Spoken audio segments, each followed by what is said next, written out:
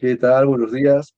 Estamos aquí comenzando este nuevo tema, el Círculo de Honor, para la formación clínica integrativa de psicólogos clínicos. Mi nombre es Juan Torresea y estamos hoy día con el staff de psicólogos del Centro Psicológico, Círculo de Honor, y hoy día la licenciada Naomi Ramos, psicóloga educativa con énfasis neuropsicológico y psicopedagógico, va a compartir un protocolo muy interesante, de hecho, uno que todos deberíamos saber porque hay una alta incidencia en estos casos y estamos hablando del trastorno de ansiedad generalizada. Así que, bienvenida, muchas gracias, Naomi. Gracias, Juan. Y como mencionó, hoy vamos a hablar sobre ese trastorno que es la ansiedad generalizada, o también conocido como el TAG, ¿no? Bueno, entonces, para empezar, quiero mencionar que en cierto punto todos vamos a experimentar preocupación, miedo, ¿no? Y sobre todo, este tipo de ansiedad sobre lo que pueda suceder en el futuro. Y es normal que nosotros sintamos miedo ante, no sé, una exposición, tal vez una entrevista de trabajo o una situación importante. Claro, ¿quién no ha vivido Pero, algo así? exacto, pero generalmente cuando este evento termina, lo que nosotros solemos sentir es que esa tensión también disminuye, ¿no? Nos sentimos un poco más alivianados, nos sentimos más tranquilos, pero la persona con un trastorno de ansiedad generalizada va a continuar con esta tensión, ¿no? De manera prolongada. Como si su sistema nervioso se mantendría a tope. Exacto, es como si se estuviera preparando para algo peligroso todo el tiempo, ¿no? Para una batalla, por Yo creo ejemplo. que es difícil vivir así, ¿no? Porque estar siempre en alerta realmente te cansa, te agota, a veces te quita el sueño, y hay tantos síntomas, ¿no? Pero es complicado cuando algo se vuelve crónico. Sí, y es verdaderamente muy desgastante vivir todo el tiempo en alerta. Y la verdad que actualmente la ansiedad es uno de los trastornos que se ve mucho, ¿no? En las Ujú. personas. Incluso en las encuestas que se hace se ve que más del 17% de adultos han reportado síntomas de ansiedad, ¿no? Y mucho más después de la pandemia. Que Claro. vemos, por ejemplo, en una encuesta en Estados Unidos nos dice, ¿no? Que después de la pandemia el 32% de mujeres y el 25% de hombres presentaron más síntomas de ansiedad, Wow. ¿no? Entonces, esto nos debe alarmar un poco porque es 4% de nuestra población mundial que Wow. presenta un trastorno de ansiedad. De hecho, hay una estadística también en el área educativa Ujú, donde muchos adolescentes que obviamente lidian con una alta percepción externa, sobre todo ujú. por la edad, después de la pandemia reportaron muchos más índices de ansiedad generalizada. De hecho, ahorita casi 2 de cada 3 estudiantes están lidiando con problemas de salud mental y en la adolescencia muchos tienen que ver con la ansiedad generalizada o la ansiedad en general. Sí, exactamente. Entonces, hoy día nos vamos a centrar mucho en este trastorno. Y bueno, para empezar, vamos a responder la pregunta, ¿qué es el trastorno de ansiedad generalizada? Bien, el trastorno de ansiedad generalizada se caracteriza más bien por una preocupación generalizada excesiva, que es Ujú. persistente, incluso puede ser incontrolable, ¿no? Y esto es debido a que está acompañado de un estado de activación, de tensión constante, ¿no? Como dijimos en un inicio. Ahora, dentro de las personas que suelen sufrir este trastorno de ansiedad generalizada, suelen tener múltiples esferas de preocupación, ¿no? Por ejemplo, Ok. se inquietan mucho por la salud, ¿no? Ahora, como vemos, después de una pandemia, somos más conscientes, creo yo, de nuestra salud, ¿no? Nos seguimos lavando las manos así, full. Exacto, nos seguimos desinfectando y creo que es algo bueno, pero también algo que puede llevarnos a preocuparnos excesivamente de eso, ¿no? Claro. Otra preocupación muy común dentro de las personas con TAG es las finanzas, por ejemplo, ¿no? ¿Qué voy a hacer para mañana? Si es que no planifico bien, de repente voy a quedarme sin dinero, sin recursos, ¿no? Y esto también nos conlleva a pensar en la familia, ¿no? Y Ujú. sin familia. Y, por ejemplo, creo yo, sobre todo los hombres que tienen esa carga, ¿no? Que tienen que proveer para una familia, ¿no? Piensan Mm. mucho y se preocupan mucho por ese tema. A veces los hombres pensamos un poquito más de aquí a 2 años, de aquí a 5 años, de acá a 10 años, y eso también hace que sea un factor interesante en este tema, ¿no? Y Ujú. creo que como clínico, cuando una persona llega hablando de ansiedad generalizada, está bueno, hablando de este tema, no llega diciéndote a consulta, tengo ansiedad, Claro. sino que creo que llega diciéndote estoy agotado, Mm, estoy cansado, no puedo dormir, ujú, y tú ves cierto grado de irritabilidad más que una conciencia de me siento ansioso, ujú. ¿verdad? Algo Sí, así.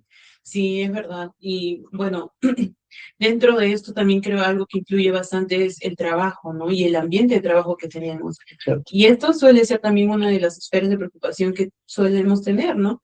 Y bueno, no podemos olvidar también la ansiedad por el futuro, ¿no? El futuro en general, qué tendré mañana, qué me pasará de acá a un mes, ¿no? Como dice Juan, vamos pensando, ¿no? En el futuro excesivamente. Y incluso esto, ¿no? No necesariamente tiene una razón objetiva para preocuparse, pero la ansiedad continúa presente. Ujú. Y en muchos casos, la persona va a reconocer que estas preocupaciones son exageradas, ¿no? Ya. De repente es una respuesta muy exagerada ante un estímulo que no es tan grave, tan drástico, ¿no? Pero aún así, esta persona no logra detenerlas. Y algunas personas pueden describir la ansiedad como una sensación permanente de que algo malo está por suceder, ¿no? Como dijimos, es desgastante estar en alerta todo tiempo, ¿no? Entonces, eso nos hace entender un poco más la ansiedad generalizada. Claro. Y a veces uno quiere ponerle nombre, ¿no? A lo que está sintiendo. Y justamente cuando no le puedo poner nombre a esa incomodidad, a esos múltiples pensamientos que vienen, estamos hablando de ansiedad. Es como el monstruo invisible. O estar Exacto. pensando tanto en el futuro que me olvido de disfrutar el presente, ¿no? Básicamente es así como uno se da cuenta que esto es ansiedad. Ujú.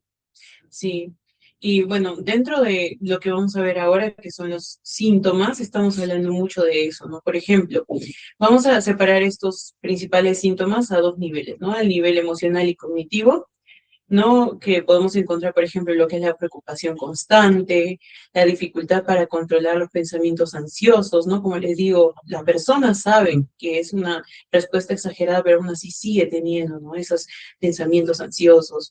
ujú. Problemas para concentrarse, por ejemplo, ¿no? La irritabilidad, como nos mencionaba Juan, ¿no? Que llegan a consulta y te dicen, no, es que estoy últimamente muy irritable, Ujú. tiene mucho que ver con estos síntomas a nivel emocional y cognitivo, ¿no? Y Claro. por último, la sensación permanente de amenaza o peligro, Mm, ¿no? Entonces, esto es a nivel de emociones, a nivel de pensamientos. Ahora, a nivel físico también se puede presentar ya. ciertos síntomas, ¿no? Por ejemplo, la inquietud o sensación de estar al límite, ¿no? En todo momento, de repente, siente que su corazón se palpita más rápido, ¿no? O de repente en todo momento se siente tenso, su cuerpo se tensa, sus músculos se tensan. Andar con los hombros encogidos porque estoy Eso, con tanto estrés ahí, mm, ¿no?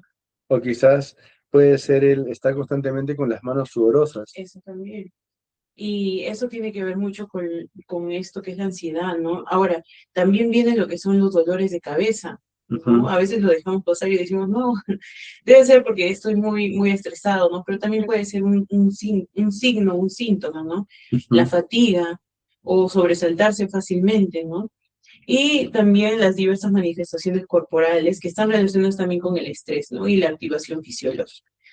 Qué interesante lo que comentas sobre los síntomas, Naomi, porque en alguna oportunidad leí un artículo que clasificaban estos síntomas de la ansiedad generalizada en síntomas somáticos, Ya. pensamientos irracionales y la intranquilidad, precisamente, ¿no? Ese miedo permanente que tenemos al Ujú, futuro o a lo que vaya a pasar sin que exista una amenaza de por medio, ¿no? Y quizás eso diferencia también la ansiedad del estrés, ¿no? Porque a veces mm, confundimos mucho la ansiedad que aparece como una respuesta a una situación, perdón, el estrés, que aparece como una situación, una respuesta a una situación inmediata, ujú. mientras que la ansiedad es a largo plazo, es una respuesta de repente hasta desproporcionada por una situación, ¿no?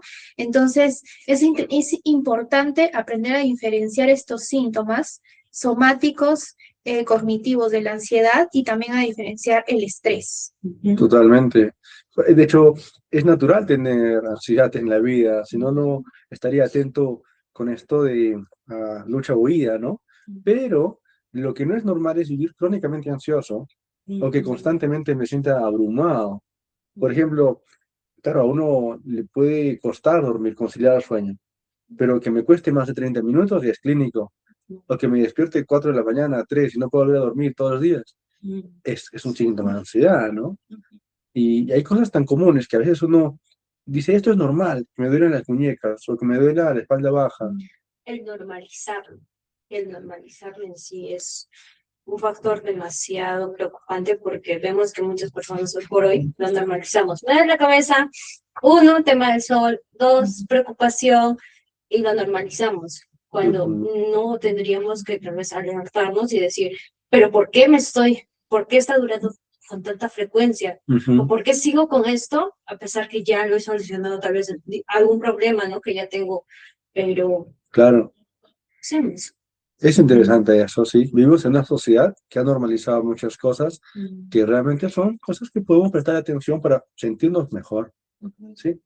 Sí, si bien es cierto, varias cosas que estamos mencionando no son muy comunes hoy en día en la sociedad, no necesariamente son normales, ¿no? Entonces, ahora vamos a hablar sobre ciertos patrones centrales del trastorno de ansiedad generalizada, ¿no? Estos patrones nos van a ayudar a distinguir, como dice Mapi, y son característicos de ese trastorno. ¿No? Por ejemplo, vamos a hablar sobre la preocupación incontrolable, ¿no? La persona normalmente con TAG intenta dejar de pensar en aquello que le preocupa, pero aún así no puede hacerlo, ¿no? Es como esa persona está tratando de dejar este pensamiento, pero aún así el pensamiento sigue, ¿no? Y sigue en su mente. Así también podemos ver dentro de estos patrones la orientación excesiva hacia el futuro, ¿no? Como estábamos mencionando en un inicio, ¿no? Y gran parte de la atención de la persona se dirige a imaginar, por ejemplo, escenarios negativos o escenarios de posibles problemas, ¿no? Que aún no han ocurrido, pero tienen ese pensamiento de que si algo malo va a pasar, entonces, o si algo malo puede pasar, entonces va a pasar. Claro, ¿no? y también pasa con conversaciones que no han sucedido y las tengo en mi mente. Como que van rumiando todo el tiempo ese pensamiento, ¿no? Lo que puede salir mal.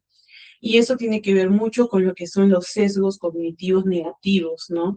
Como decíamos, ¿no? Es una persona que se pasa anticipando los resultados desfavorables todo el tiempo, ¿no? Como dice Juan, incluso conversaciones que podemos pensar, de repente me va a decir esto, ¿no? Entonces vamos a ir creando un millón de escenarios en nuestra Como mente. Doctor Strange, Exacto. que en realidad no podía ver todos los futuros, sino que tenía ansiedad. Estaba viendo los multiversos, pero en realidad eran sus pensamientos negativos. Y eso tiene mucho que ver también con lo que es la activación fisiológica constante, ¿no? O la excitación somática también, ¿no? Es decir, el cuerpo permanece en un estado de alerta prolongado, ¿no? Y como dijimos, el hecho de que sea prolongado lo hace crónico, como si estuviera preparándose constantemente para enfrentar una amenaza, como si estuviera todo el tiempo alerta, como si alguien le estuviera persiguiendo, ¿no? Y hay algo que veo mucho en redes sociales hoy en día que están más que nada concientizando esto, porque muchas veces nosotros hacemos nuestras actividades diarias pensando que alguien nos está persiguiendo, ¿no? Y entonces debemos tomar un momento al día y realmente pensar que si alguien me está persiguiendo, si solamente soy yo que estoy queriendo hacer las cosas muy rápido o demasiado acelerado, ¿no? A veces debemos tomar, creo, una pausa para poder también tomar conciencia de ello. Ahora, igual, hablando del TAC, ¿cuál es esa característica que nos ayuda a diferenciar el TAC de otros trastornos? Por ejemplo, el TOC, o por ejemplo, no sé, todo lo que tiene que ver con ansiedad, ansiedad social, pánico. Eso es interesante también preguntarnos, ¿no? Porque todos estos trastornos tienen que ver con ansiedad. Pero si estamos hablando del TAC, hay un factor interesante, y es el factor evitación. El factor evitación. ¿Qué pasa? Que aquí una persona que tiene TAG constantemente revisa sus comportamientos, constantemente pide seguridad, posterga decisiones, por otro lado intenta controlar cada cosa en cada momento, ¿no? Esta es una señal de que la incertidumbre es peligrosa en nuestro cerebro. Es normal, tenemos que aprender a vivir con incertidumbre, pero también en este cerebro altamente preocupado de lo peor, la incertidumbre se vuelve un poco más compleja, ¿no? Y lo que busca es un alivio breve, y de una u otra manera, este alivio breve de tener las cosas bajo control hace que la ansiedad se perpetúe, ¿no? Por lo tanto, en vez de hacer lo que tengo que hacer, evito las cosas busco este alivio breve y sin darme cuenta activo el ciclo de perpetuar la ansiedad, Mm. que es una de las cosas más características del TAG. Sí, sí, es muy, muy importante, sobre todo reconocer eso, ¿no? Específicamente lo que nos mencionas de la evitación. Es muy importante poder tenerlo presente. Y bueno, más adelante igual vamos a hablar sobre la evaluación y ahí vamos a hablar también sobre esos factores, ¿no? Y bueno, terminando con los patrones que estábamos hablando, vamos a mencionar el último, que es las dificultades para desempeñar adecuadamente los roles o responsabilidades en su vida cotidiana, ¿no? Entonces, estas personas van a tener, como dice Juan, ¿no? Todo el tiempo están súper conscientes de todo lo que están haciendo, todo lo que de repente puedan decir o qué es lo que piensan otras personas, ¿no? Porque necesitan esa validación en todo momento, ¿no? Entonces, estas dificultades no les va a dejar que ellos puedan desempeñarse adecuadamente en Mm, distintos roles, ¿no? O sus responsabilidades en general. claro. Entonces, estos síntomas y estos patrones centrales que hemos mencionado son muy importantes para que nosotros también podamos reconocer la ansiedad, ¿no? Y más que nada, el trastorno de ansiedad generalizada, dentro de sus criterios diagnósticos, nos dice que deben estar presentes al menos 6 meses, ¿no?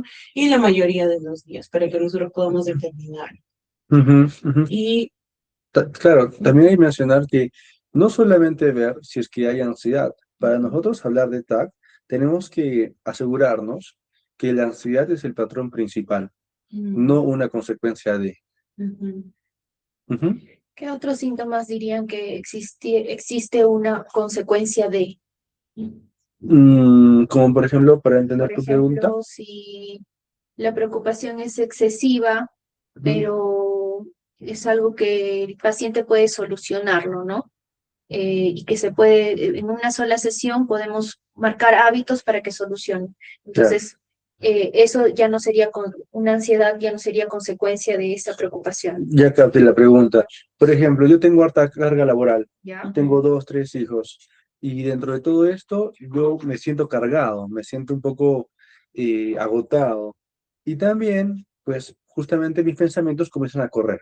mm, Estoy hablando de que esa sería una consecuencia justamente de la carga, del estrés también, Ok. ¿no? Porque si estamos hablando de ansiedad generalizada, estoy diciendo que yo me levanto y estoy preocupado por el día que voy a tener, porque me mm, estoy imaginando lo peor.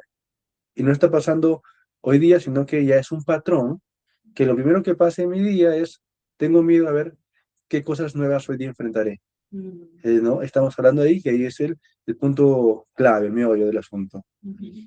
Ujú, Sí, y bueno, eso también tiene, vamos a hablar ahora de lo que es el impacto de la vida cotidiana, ¿no? Si bien es cierto, la gravedad de la ansiedad puede variar considerablemente, ¿no? Como dijimos en un inicio, la ansiedad todos la tenemos en algún momento, pero tiene que ver mucho con la intensidad en la que tenemos, ¿no? Por ejemplo, si los síntomas son leves, muchas personas logran, por ejemplo, hacer sus actividades diarias con normalidad, sus estudios, relaciones sociales, el desempeño en su trabajo, ¿no? Pero cuando la ansiedad se torna intensa, ¿no? Ya es una gravedad un poco más intensa. Estas actividades pueden afectar incluso actividades simples en la vida diaria, ¿no? Puede resultar incluso difícil de realizar sus actividades con normalidad, el trabajo, ¿no? Los estudios se tornan demasiado tensos, ¿no? Las relaciones sociales incluso hay eso, lo que es la evitación, ¿no? Entonces, ujú. depende mucho también de la intensidad con la que se pueda sentir. Ahora, este trastorno aproximadamente se ve que se afecta más a el doble de mujeres, por ejemplo, que de hombres, ¿no? Eso es cierto, se ve en consulta también esa estadística. Ujú. Y esto puede comenzar en momentos del ciclo vital, por ejemplo, con mayor riesgo entre la infancia y la adultez media, ¿no? Entonces, y es muy importante también ver, creo yo, la influencia de los genes, ¿no? Porque también ahí podemos ver Ujú. qué tan presente está esta ansiedad en la vida de alguien. Y también cuán cultural es esto en una familia, ¿no? Yo Mm, recuerdo, por ejemplo, cierto caso de esta mamá que cada vez que había un pequeño temblor, salía corriendo y se desesperaba hasta la calle. Y cuando tuvo su bebé, su hijito de 2, 3 años, también Elena salía corriendo y se desesperaba, como que era complicado, pero es que lo que pasa es que tenía un modelo, tenía un ejemplo que a la vez también afectaba cómo reaccionaba frente a ciertas situaciones, ¿no? Ujú. Y queramos o no, pues los niños aprenden sobre todo de manera vicaria. Sí, sí, exactamente. Entonces, esos factores van a ser muy importantes que nosotros también los podamos tener dentro de de la información que nosotros recopilamos de los pacientes, ¿no? Es Ujú, muy importante que también nosotros veamos ese ámbito, ¿no? De familiar, más que nada por los factores genéticos. exacto. Entonces podemos decir que los factores genéticos influencian mucho. O sea, si es que mi madre tuvo un TAC, yo también posiblemente desarrolle ese. Creo que hay una mayor probabilidad, definitivamente. Hay Ujú. un factor genético, hay un factor cultural, hay un factor ambiental también, pero no podemos dejar de considerar esto. Por eso en la historia clínica es crucial ver un poquito, pues, qué tenemos como background, Los ¿no? Nos ayuda mucho. antecedentes. Ujú. Sí. Bien, entonces ahora vamos a hablar sobre la evaluación del TAC, ¿no? Y se plantea un modelo de 4Ps, las 4P, ¿ya? Ujú, Esta evaluación nos va a ayudar a comprender más que nada el origen y el mantenimiento de esta ansiedad, ¿ya? Entonces, la primera P que vamos a ver en estos factores es el factor predisponente, ¿no? O factores predisponentes. ujú, ¿A qué se referirá esto?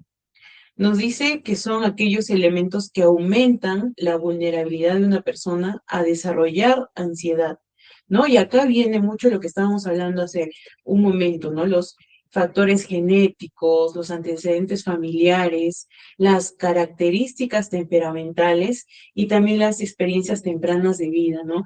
Todos estos factores predisponentes nos van a ayudar a entender mucho eh, la ansiedad y sobre todo la ansiedad en la vida del paciente, ¿no? ujú, Si bien es cierto, estos factores no van a causar directamente el trastorno, van a claro, aumentar el riesgo de que aparezca. claro. Ujú. Como suele suceder en muchos otros trastornos también. Ajá, exactamente. Ahora, estos fueron los factores predisponentes. Pero ahora vamos a ver otro tipo de factor, ¿no? Los factores precipitantes, que son los acontecimientos que desencadenan el problema, Ujú, ¿no? Pueden ser, por ejemplo, situaciones externas, de repente alguna situación que causó demasiado estrés en la persona, de manera que esa persona quedó muy afectada por esta situación, por este estímulo, ¿no? Como la pérdida de un empleo, los ujú, conflictos familiares, ¿no? Por ejemplo, yo veo más en niños cuando tienen cuando están en familias disfuncionales, por ejemplo, ¿no? Aumentan mucho, como dije, ¿no? Estos acontecimientos pueden incluso desencadenar el problema. ¿Qué podríamos decir, por ejemplo, de la pandemia? Creo que es también un acontecimiento desencadenante, sobre Ujú, todo con personas que ya la han pasado en una edad en donde probablemente estaban vulnerables, ¿no? De repente niños, adolescentes. ujú, De repente los niños que nacieron después no lo sintieron tanto, ¿no? Pero las personas que lo vivimos ujú. ha sido, creo, un factor precipitante, ¿no? Para todos nosotros que ha dejado esa huella en nosotros, ¿no? Como dijimos en un inicio. Yo recuerdo el caso de un adolescente eh, que en media pandemia tuvo el desafío de tener que ir al hospital, tenía que conseguir algunas cosas. Y en lo que Mm. estuvo en el hospital, vio todo lo que se vivía ahí Wow. y vio desde personas que estaban siendo atendidas Ujú. hasta personas que estaban cubiertas. Wow. Entonces, ese fue un factor muy interesante al momento de manejar ansiedad Ujú. con él en su terapia, que literalmente fue un recuerdo muy impactante, ¿no? Que a Ujú. veces nosotros hemos tenido alguna de estas cosas en la adolescencia o en la infancia, que también, si no las chequeamos, si no las ordenamos bien, de una manera u otra, pueden relacionarse o hacer que algo despierte, ¿no? Lo Ujú. cuento como caso, ¿no? Porque también hemos vivido una pandemia todos ahorita y no es algo que sea común a todos los días. Y para este tema de ansiedad es interesante analizar cómo nos afectó como sociedad y como personas. Mm. Yo creo que el tener un paciente, un familiar que tenga esos síntomas y verlo incluso a los que nosotros bueno, hemos tenido pérdidas, y si son pérdidas directas, o sea, una relación o papá, mamá o abuelos muy queridos, nos afecta demasiado. Y el tener que afrontar una pandemia en ese caso y no poderlo ni enterrar ni con los familiares ahí al lado, tener ese apoyo emocional que uno quisiera, Ujú. conlleva también que una persona no pueda am, transmitir, ¿no?, sus emociones, Ujú. también conlleva que pueda tener uno Ah, de estos. Claro, un factor Sí, precipitante, ¿no?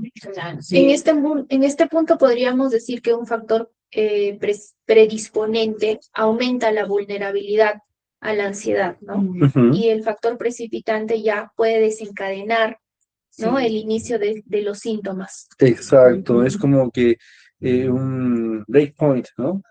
Punto de quiebre para esto. Sí, son acontecimientos importantes, ¿no? En nuestra vida. Por ejemplo, lo que estaba mencionando, ¿no? Una enfermedad a un ser querido, o de repente una pérdida, incluso, ¿no? O incluso situaciones internas relacionadas con nuestros pensamientos, nuestras emociones, ¿no? Todo esto, como dijimos, son acontecimientos que desencadenan ese problema. Ahora, otro factor que vamos a ver es el factor perpetuante.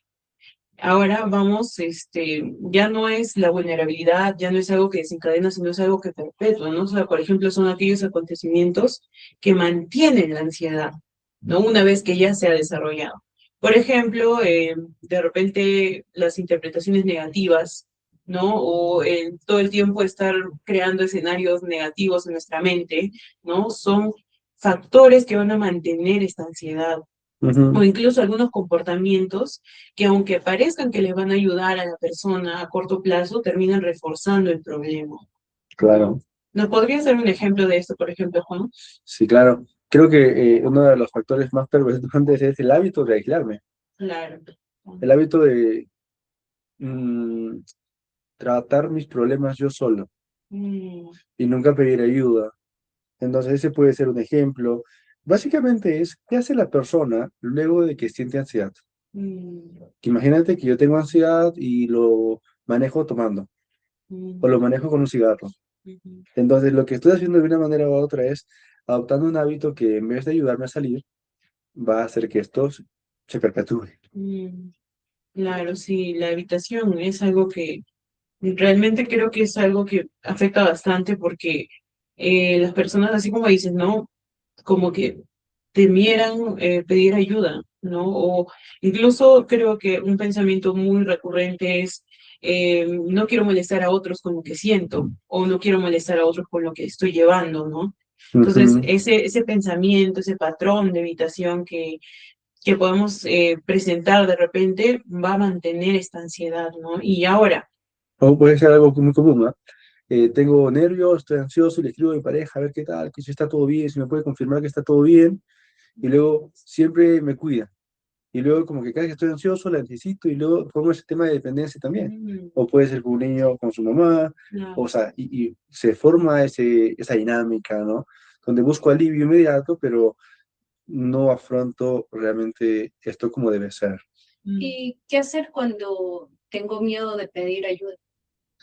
Justamente eso es interesante porque lo que pasa cuando ya yo me siento que estoy incomodando, mm, justamente dejo de pedir ayuda y me aíslo.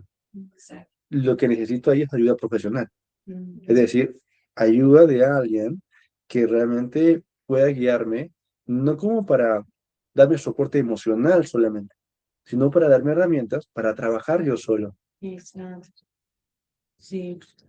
Bien, y ahora uno de los factores siguientes, ¿no? Creo que es el último factor, son los factores protectores, ¿no? Ujú, Entonces ya hemos hablado de los que nos vulneran, los que mantienen la ansiedad, pero ahora también vamos a hablar de estos factores protectores, ¿no? ujú, Y estos van a ser los recursos que nos van a ayudar a reducir el impacto de la ansiedad. ¿No? Entre ellos encontramos, por ejemplo, el apoyo social, esta ujú. red de apoyo con la que contamos, ¿no? Las fortalezas personales, las habilidades de afrontamiento también y los hábitos saludables, ¿no? Por ejemplo, voy a correr, voy a Ujú, correr todos los días, 6 de la mañana. mm, O sé con qué personas hablar de ciertos temas, ya tengo una vía una puerta abierta para conversar con alguien que no me juzga. ujú. Son factores protectores y factores que me ayudan. Sí, creo que también algo que es muy importante es la meditación, ¿no? Y el hecho de que, bueno, en este caso, como cristianos, aferrarnos también a nuestra fe, ¿no? Particularmente pasar un tiempo escribiendo, orando, Ujú.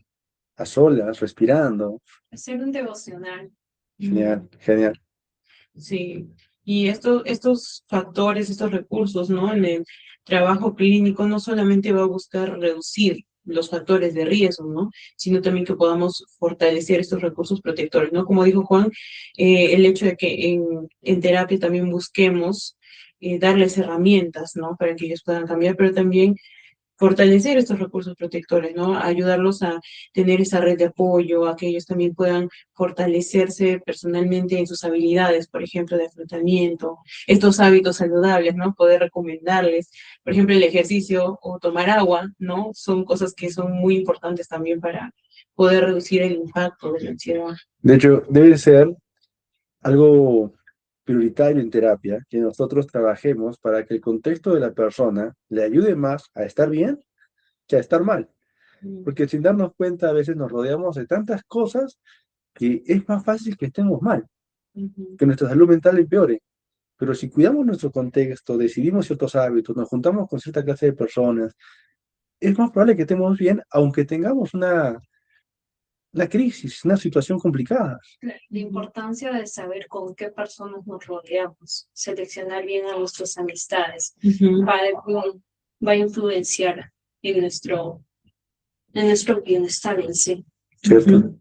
Sí, entonces hemos visto los factores, como dijimos, el modelo de las 4Ps, es el primero factor predisponente, luego precipitante, el factor perpetuante y el factor protector, ¿no? Entonces, ahora viendo más sobre eh, trazar la línea, ¿no? Entre la preocupación normal y la preocupación patológica, es importante que nosotros determinemos la diferencia, ¿no? Como en un inicio estábamos mencionando, hay que saber diferenciar, ¿no? Entonces, dentro de esto, para poder diferenciar el trastorno de ansiedad generalizada, podemos ver que la diferencia va a estar en la intensidad de una preocupación normal a una preocupación patológica, ¿no? Ujú.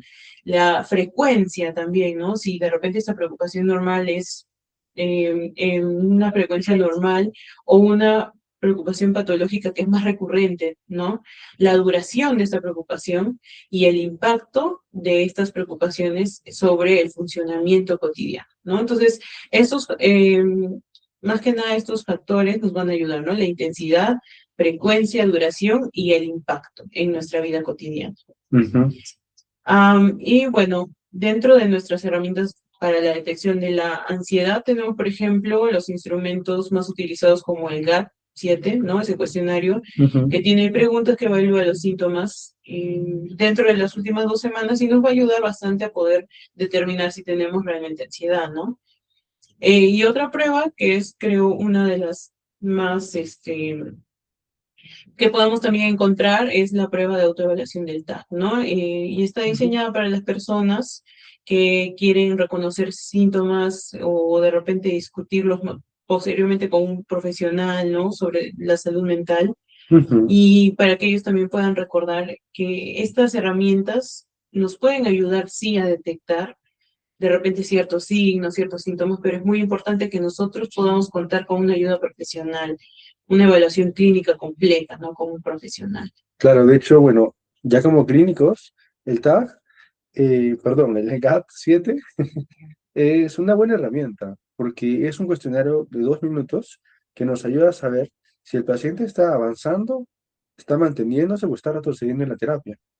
Y nosotros como clínicos, con un enfoque integrativo pero basados en evidencia, pues tenemos que también asegurarnos que nuestro paciente está mejorando.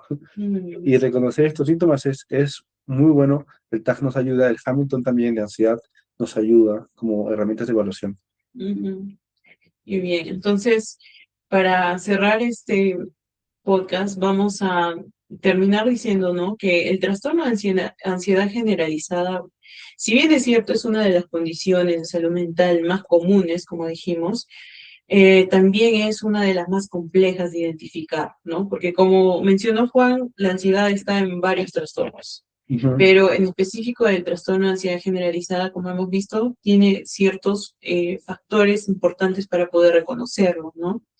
Y bueno, más que nada podemos decir que se caracteriza por una preocupación excesiva, persistente, ¿no? Que es incontrolable y también va a afectar en muchas áreas de la vida cotidiana, ¿no? Y esto, eh, con estos factores que hemos mencionado en un inicio, ¿no? Los factores predisponentes, precipitantes, perpetuantes y protectores nos va a permitir a nosotros como clínicos poder realizar una evaluación más completa, ¿no? Más integral, más al punto de poder también entender desde todos los factores cómo esta ansiedad se está presentando en nuestro paciente, ¿no? Y poder diseñar también intervenciones más efectivas. Y aunque la ansiedad forma parte en sí de nuestra experiencia humana, ¿no? Cuando se vuelve constante, se vuelve prolongada, excesiva, va a limitar el bienestar de la persona, ¿no? Y entonces es importante que nosotros también podamos ayudar a estas personas a darle herramientas para que ellos también puedan ir básicamente enfrentando su día a día con estas herramientas y ir progresando, ¿no? En este tratamiento que les vamos a dar. Totalmente. Algunos puntos claves como para tener en cuenta como clínicos, creo que la ansiedad se vuelve patológica no cuando es intensa, sino cuando se vuelve dueña de la vida de una persona. Que no es un tema de una preocupación puntual, sino que es una preocupación amplificada que afecta a diferentes áreas de la vida.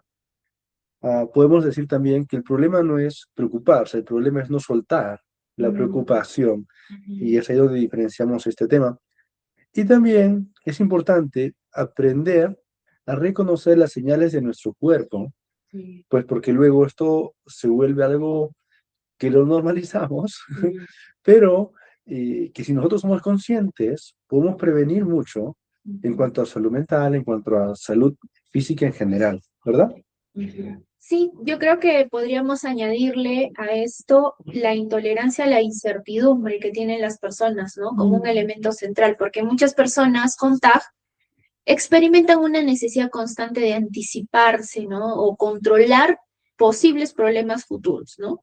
Además, es importante diferenciar el TAC del estrés cotidiano, ¿no? El estrés suele estar asociado a situaciones concretas y temporales. En cambio, el TAC persiste incluso cuando no existe una amenaza real o inmediata. Genial. Igual, solo para mencionar, vamos a realizar una segunda parte probablemente de este tema, viendo cómo se trata este diagnóstico desde el enfoque de la entrevista motivacional. Así que ahí. Y también en la plataforma tenemos pues poco más información acerca de cómo tratamos esto con otros protocolos también basados en evidencia y pues de última generación. Gracias a todos, cuídense mucho. Gracias. Gracias. Por acompañarnos.